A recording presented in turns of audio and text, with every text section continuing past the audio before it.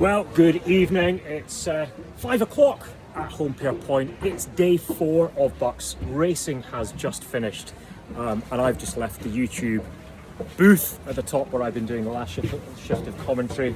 I think would we agree it's been a great few days of racing? No. Yep. Yes, there we go. We've got an agreement. It was a good few days of racing, and as things draw to a close, we've enjoyed the last block. This was women's intermediate fours, was the last few races of the day, and they certainly did not disappoint. There's plenty of athletes still around as well, so having despite it being the end of the day, we've not lost loads and loads of people. It's slightly hectic here as all the umpires come off the water. Everyone stayed out of trouble today? Just about. Yeah, everyone stayed out of trouble. A couple of people went in the water though. They did. Did you have to fish anyone out? No, I not myself. No. Didn't see Heroes. Well, you know, all this happens. All these umpires are volunteers, right? So I think it's important that an event like BUCS doesn't just happen by chance. It relies on a lot of volunteers, and there's some of the volunteers there. Right, so whilst the Victor Ladorum announcement is taking place in the background, and that has been furiously calculated by many people with calculators and working out who's scored the most points over the course of the weekend. We can reflect on day 4. Third was Oxford Brookes, Durham in second, and as you might be able to see, University of Reading winning the Victor Ladorum.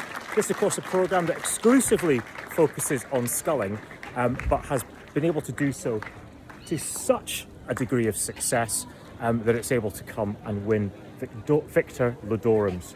And they have really treated us to some superb sculling today.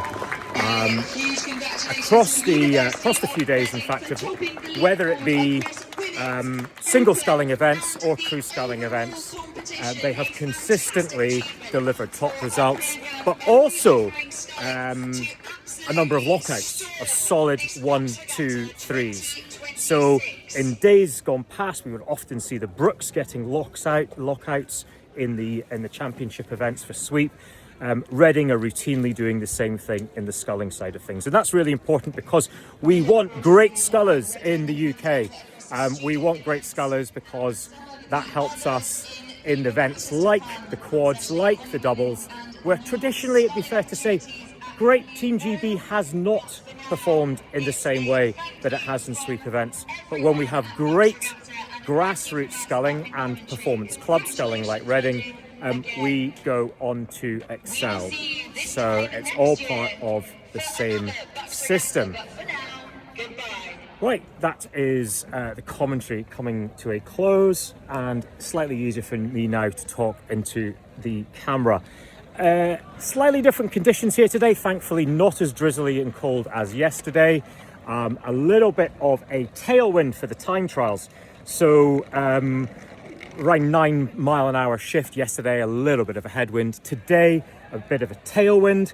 So we had about 7 mile an hour tailwind for the time trials, and it has dropped off significantly. If I turn around, you can see the windsock, the famous Home Pair Point windsock in the background, and it's lying limply as we get to the end of the day. So time trials faster than finals, mostly. Times in the time trials largely were about 5% faster than they were yesterday, as Reading continue to celebrate. Go Clams in the background. So yeah, times broadly about 5% faster in the time trials. We saw much more variability in the wind speed in the finals, between finals. The wind continuing to drop throughout the course of the day. So less comparability in the finals than we have in the last few days. But championships, the winning times in championship events for the time trials tended to be the low to mid and 90s. intermediate time trials were being won in around 89 to 90%. And the beginner events, low 80s, as close as 84% in a very competitive women's doubles event. So that was really great to see. Right, okay, so let's move on to the actual events themselves. We were treated today to all of the women's doubles events. Usually a beginner runs on a different day to intermediate and championship, but we had them all today. When we focus on the beginner side of things, it was the women's beginner double, which went through in 84%. So that is a fairly rapid time, even in a tailwind, for a beginner event. So well done to Loughborough A, who set that. That was 25 seconds faster than the next placed crew in the time trial, which was Queen's University Belfast. And even more significantly, 50% of the crew was female. So it was not... hang on, I've got myself totally confused because they were obviously all female because it was women's beginner doubles today. But 50% of the crew was Chloe Barnard. So she won her third gold medal of the weekend, having won in other events, most notably, of course, in the single yesterday. Single on day one, and the open double event yesterday, where she raced in the event with a male athlete as well. So she's clearly had a bit of a breakout experience, and was great to see her on the medal podium again, looking really confident and assured, happy with her experience in the sport, and looking forward to seeing what she is going to go on and do, because they did convert the early pace in the time trial into a comfortable win of 23 seconds over Edinburgh in the final. So well done, Chloe, and well done your doubles partner. In the intermediate event, notable, so the Reading double containing Izzy Lancaster, that went and raced in championship instead of intermediate. She won the intermediate singles event, so choosing to go and try her arm in the championship event. Not that it was too much of a drama though, because after the time trial, the other Reading double with Hull and Cox was well and truly up there.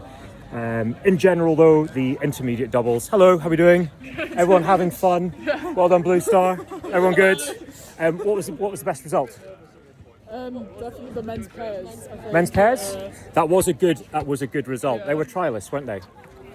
Yeah, they came through and won. Okay, so Blue Star, bit of a drive back up to Newcastle, but they're going to be super happy going up the road, having converted some more challenging results in the eights to more hopeful results in Cox fours and obviously the pairs. Going back though to the intermediate doubles, there was a high standard throughout. The Reading double automatically qualified, with the Leeds PDA double of Brooks and Simmons automatic qualifying for the final as well. Some solid percentages in that event, which had a massive entry. Going into the final, so of the Durham double and the Leeds double, we've got a number of athletes who are losing from these shores and are off to the United States of America next year.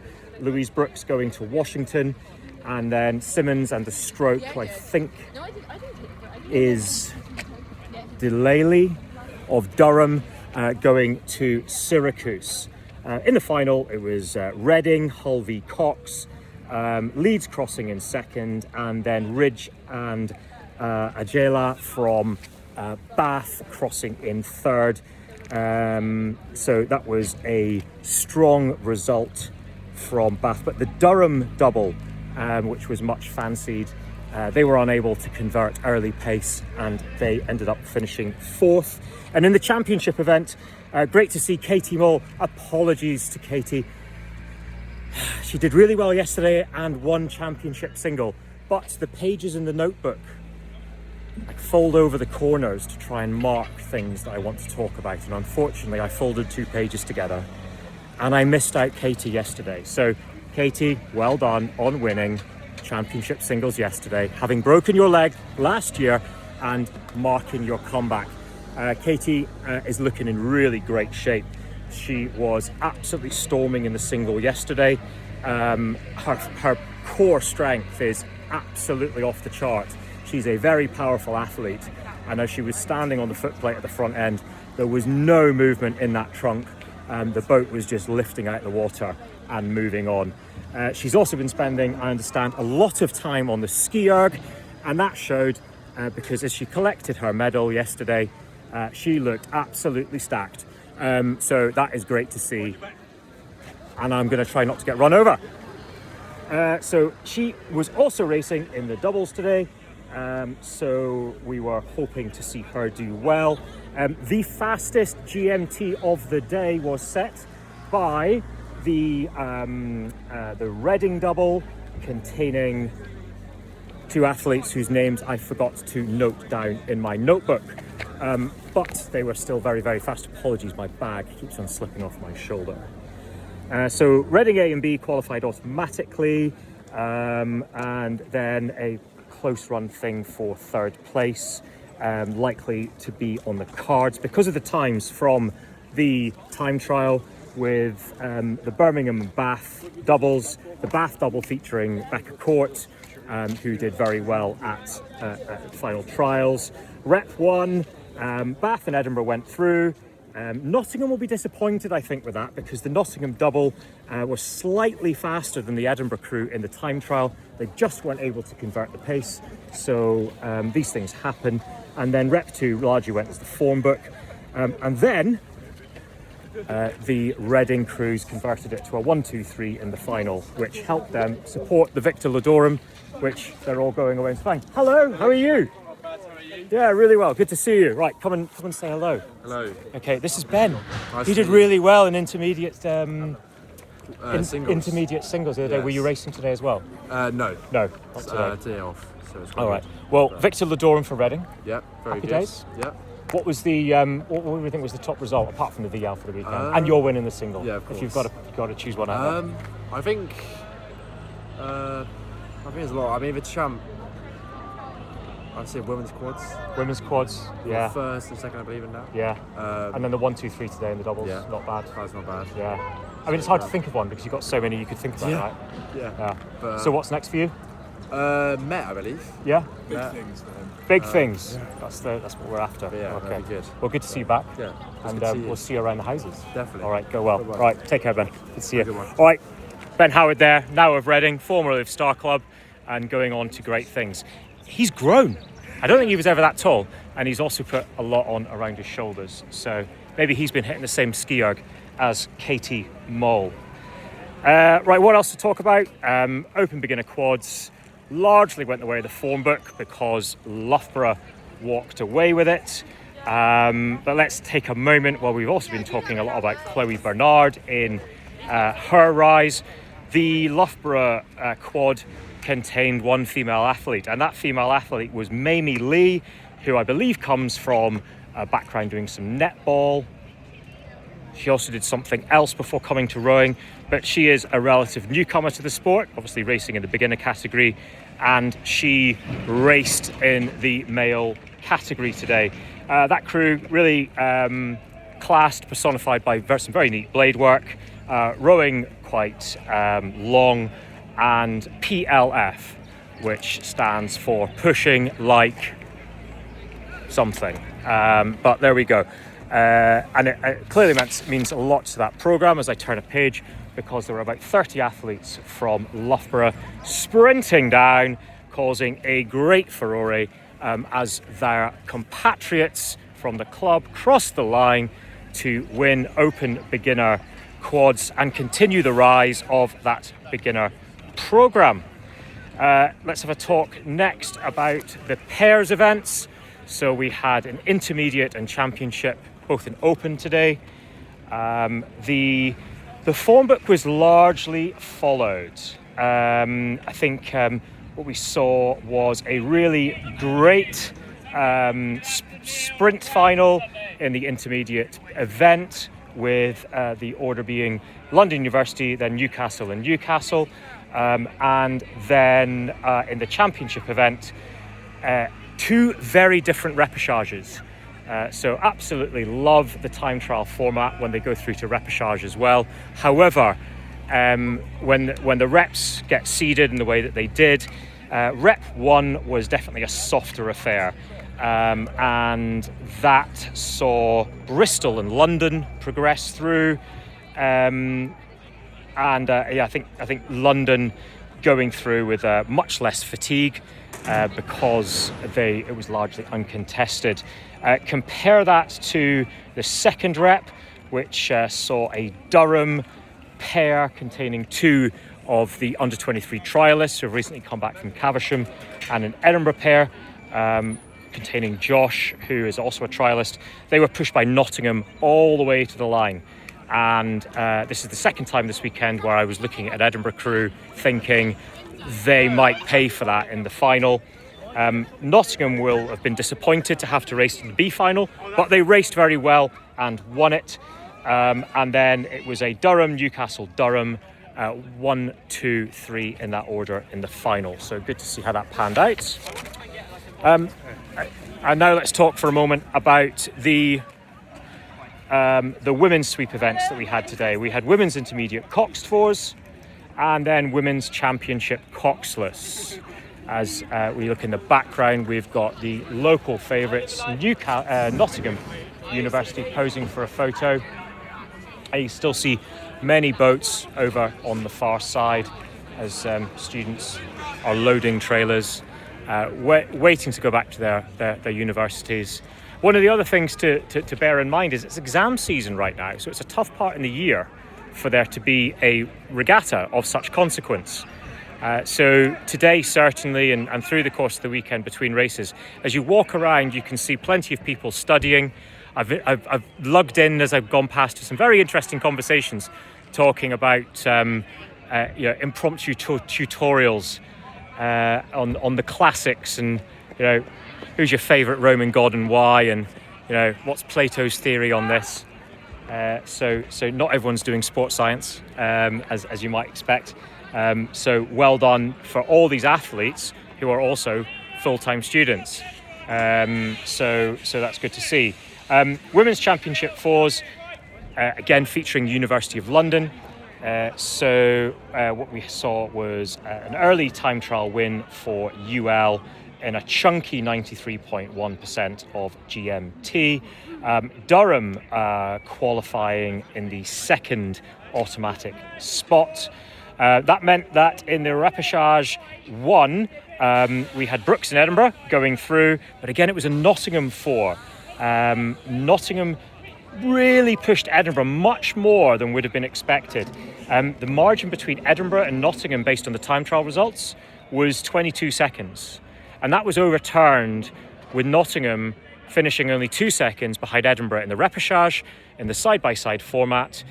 So again, an Edinburgh crew going through a tough, contested repêchage, and question mark for me was again how much fatigue were they going to carry through to the final in I think it was about an hour and a half after the rep.